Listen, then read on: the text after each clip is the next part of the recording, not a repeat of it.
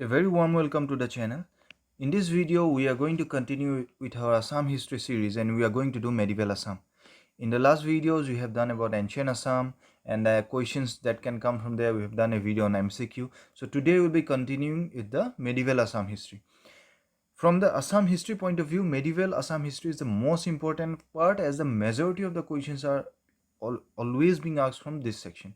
So please do it very carefully, make your notes handy, solve as many questions as possible. Throughout the session, when we will be discussing the topics, we will be hinting at all the possible questions that can come from Medieval Assam history. Please stay tuned to the channel, follow all the videos on Medieval Assam history. Now, as we have already discussed, the entire Assam history can be divided into three parts. Ancient Assam history, that is up to 12th century. From 12th up till the advent of colonial rule, it's medieval Assam history. And once the colonial rule has been set up, from then till now, it's modern Assam history. Okay. In ancient Assam history, we have already done. Okay. In medieval Assam history, we will be mainly doing the Kamata kingdom, the Bhuya chieftains, the Ahom kingdom, the Sutia kingdom, and the Kasari kingdom. We'll be also dealing with all the conflicts between the various kingdoms like Ahom Kuch conflict, the Sutia Ahom conflict, the Kasari Ahom conflict, and etc. Each and every topic will be done separately and thoroughly.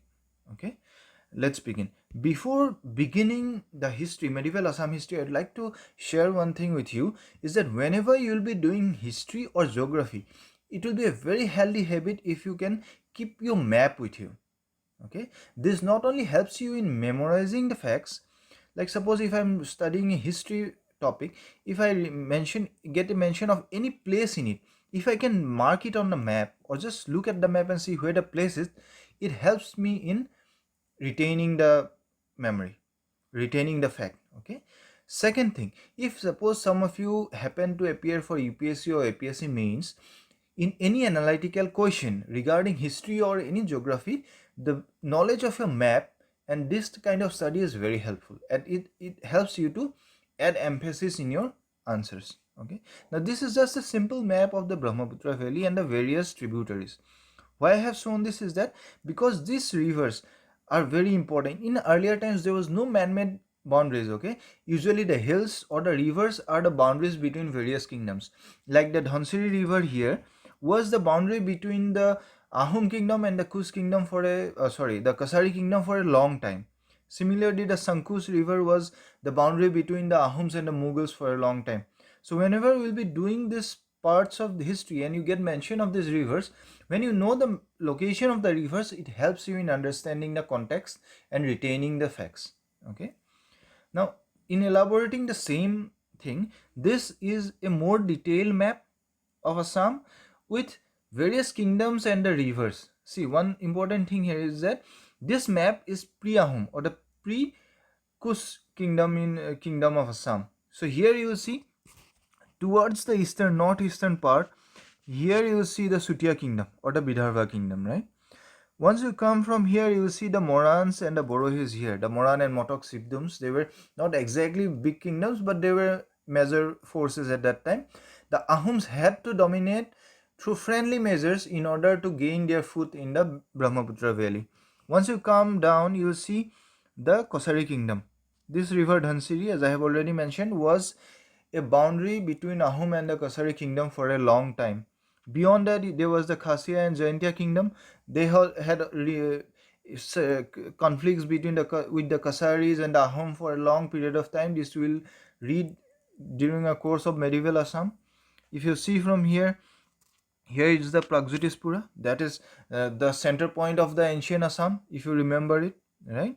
This Sunitpur and Harupeswar, this was the site for ancient kingdoms like the Banraja kingdom and etc. Later it became the site for the Bhuya chiefdoms. Okay, now if you see here, you will see the Sankos river, which I have already mentioned, was a boundary between the Mughals and the Ahoms during their conflicts. The Karatoya river was also very important regarding the boundaries. We'll get to know it during the course. We'll discuss it again and again. Pundravardhana, if you remember this place, we have discussed it while studying Bhaskar Burman, right? He recaptured it from Sasanka so that he could get access to Bay of Bengal and he extended his kingdom, right? So if you remember, we mentioned a port which was under Bhaskar Burman, that was Tamralipti. We have discussed this in the MCQ. Now one thing is very important, you see, when these kingdoms, various kingdoms, if any kingdom becomes strong, it will try to expand. At which cost they will try to expand? They will expand at the cost of the neighboring kingdom. So there is always a hustle between the kingdoms. Okay, so there will be a shift of boundaries, which you will see throughout the history as we go.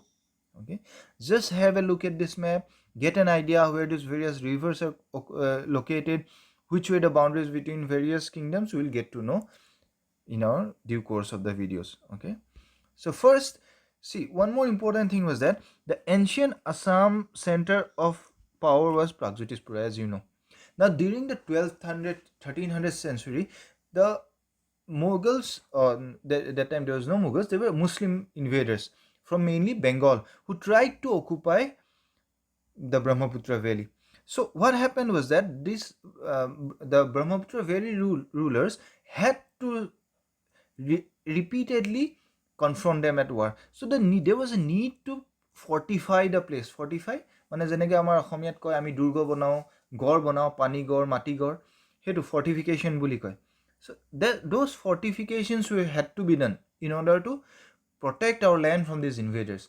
So there was a necessity felt by the then rulers that we have to shift our capital towards the western side so that we can protect the invading Muslim invaders right at the point, right at the start of the Brahmaputra Valley. So during the Kamata kingdom, which will be just doing next, there was need to shift the capital from here to somewhere near Coast Bihar. Okay, so this map study, that's why is very important in order to understand the context. Okay, now we'll be doing the Kamata kingdom. See, here it's written, during the time of invasion of Bakhtiyar Khilji, this name is important from MCQ point of view, from Bengal, during the 13th century, the political center of the Kamrupa kingdom was shifted to Kamata, that is the western part of the Tista Brahmaputra Valley, somewhere around here, okay, near Coast Bihar. Okay, according to Tabakat in Asri, okay, there was the mention of a famous ruler of Kamrup or Brahmaputra Valley. He was Prithu. He was the first ruler who managed to defeat the Muslim invaders from Bengal. Okay, Tabakat Nasri is written by Minhaj I Siraj. Okay, he wrote it in the memory of Sultan Nasiruddin. Okay, now according to it, if you see, Prithu checked the invasion of Bakhtiyar Khilji in 1206 AD, then again the invasion of Ghiyazuddin in 1227 AD. He protected the Brahmaputra Valley from both these invasions, but ultimately he was defeated and killed by Muhammad Nasiruddin. Okay, even the Sarit Puthis have a mention of him. Okay. There was also a mention of a ruler Sandhya who took the name Godeswar. Okay, even he successfully repulsed the Muslim invasion of Bengal under the commandership of Malik Uzbek. So Malik Uzbek again attacked the Brahmaputra Valley. He defended, Sandhya defended in 1254-55 AD. So the repeated invasion from Bengal compelled the king Sandhya to change the fortified defense of his kingdom, and he had to shift his power to Kamatapur, situated in present Coast Bihar district. Okay, so from now on, the king of this place started to be known as Kameswar or Kamateswar, that is Lord of Kamata. Before that, he was known as Pragjyotis Adhipati or Kamrup Adhipati. Okay, that is Lord of Pragjyotisa or Kamrupa till then. Now once Sandhya shifted the capital to Kamata, he was known as Lord of Kamata, from when the Kamata kingdom started to get established and get its name. Now from here you can get a lot of questions like, who was the first Muslim invader of the Brahmaputra Valley or Kamrup? He was Bakhtiyar Khilji. When did he attack? 1206. When the first attack happened, who was the king of Kamrup who helped to repel this attack? He was Prithu. Very important. Okay. In which book we get the mention of Prithu? It is Tabakat Inasri. Okay. Now, who was the ruler who defeated Prithu? He was Muhammad Nasiruddin. Okay. Then we'll get to know about the Kamrup kingdom. Okay. Now, the Kamata kingdom, which was established by Sandhya, as we have discussed, he shifted the capital from Pragjyotispur to Kamatapur, and hence it started to be known as the Kamata kingdom. So the first king was Sandhya, and the last king was Indranarayan. I have discussed in before while discussing the ancient Assam kingdoms that the first ruler and the last ruler is very important. There is another very important ruler. He is Durlabh Narayan. Now, why Durlabh Narayan is important? Because once this Kamata kingdom was established, during the course of time there was conflict between two rulers, Dharmanarayan and Durlabh Narayan. They were both of the Kamata kingdom, but they both wanted power.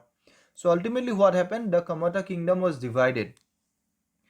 Durlabh Narayan assumed power of Kamrup, Gwalpara, Jalpaiguri, Kusbihar along with the capital Kamatapur. Right? And Dharmanarayan, he mainly retained Rangpur and Miminsang. Miminsang is now present day Bangladesh. Okay. So you can see, so the Kamata kingdom was divided. Now why the Durlabh Narayan is important? Because along with the kingdoms that he got in this settlement, which was about in 1330 AD, he got the custody of 14 families of Brahmans and Kayasthas. And among this 14 family, one is Sandivara, who was the great grandfather of Sankardeva. Okay, so that is why it is important. If there is a question on lineage of Sankardeva, the name of Durlabh Narayan will come in the question. Okay, so this is very important. Second important thing is that this ruler, Durlabh Narayan, was a very great patronage of great personalities in his court. He adorned the writers, the poets, and other intellectuals. Among them, the most important were Hem Saraswati, Kaviratna, Harihar Vipra, etc. They all adorned the court of Durlabh Narayan. Repeated questions are asked about Hem Saraswati and Harihar Vipra. Please read about them. We'll be doing MCQs on that, so that at least you can revise till then. Okay, so that is why Durlabh Narayan is important. So the first ruler Sandhya, the last king Indranarayan, the most important king Durlabh Narayan. Okay, so with this we come to the end of the Kamata kingdom. So the last king Indranarayan, as we can see here, Indranarayan. So till then there was repeated invasions by the Muslim rulers from Bengal. Okay, so there was an invasion by Sikandar Shah, and he weakened Indranarayan. Now, Sikandar Shah actually captured his kingdom, but at the same time, luckily, there was an attack on Bengal by Firoz Shah Tughlaq. So at that time, the dynasty in Delhi was Tughlaq dynasty, Firoz Shah Tughlaq. We'll be doing this in the Indian history. Okay, so there was an attack in Bengal by Firoz Shah Tughlaq. So Sikandar Shah had to retreat back from Kamrup or Kamata kingdom. Okay, at that time already Indranarayana was sufficiently weakened. Okay, so whenever there is a king who gets weakened, there will be always a rival king or ruler or chief who will be coming to the forefront. This time it was Arimatta from Darang. He is also known as Sasanka, and he established the rule of Barabhuya. He took the advantage of weakening of Indranarayan and retreat of Sikandar Shah, and he captured his power near Nagaon, Darang and Sunitpur district. That is the medieval, mid Assam areas. Okay, he established the Barabhuya rule. The last ruler of Barabhuya was Mriganka. Now this Barabhuya rulers rule ended during the 16th century because they had to fight two very powerful kingdoms, the Kasari kingdom and the Ahom kingdom. Okay. Now during the same time, there was another king who started to develop the. So as the Barabhuya rulers became weakened during the time of its last ruler Mriganka, there was a ruler called Niladhwez Khan who started becoming strong. Okay, he replaced Mriganka and started his own dynasty known as Khen dynasty. Okay, it was established by Niladhaz Khen. There were mainly 3 Khen rulers. Okay, the last ruler was Nilambar. So they mainly belong to the Tibeto-Burman ethno-linguistic group. There was a question before in previous years where the lineage or the group to which Khen dynasty belonged came. So it is Tibeto-Burman. The first ruler was Niladhwas and the last ruler was Nilambar. They came at the expense of the Baravuyas, but then they only existed for a short period of time. There are only 3 rulers of Khen. Okay, so this comes to the end of Khen dynasty. So this is a part of the medieval Assam history. In the next videos, we will be doing the other important kingdoms of medieval Assam history. Okay, like you can see, the Ahom kingdom, the Sutiya kingdom, and the Kasari kingdom. It will be continued in the subsequent videos. Thank you. Thank you so much. Please like and subscribe the channel.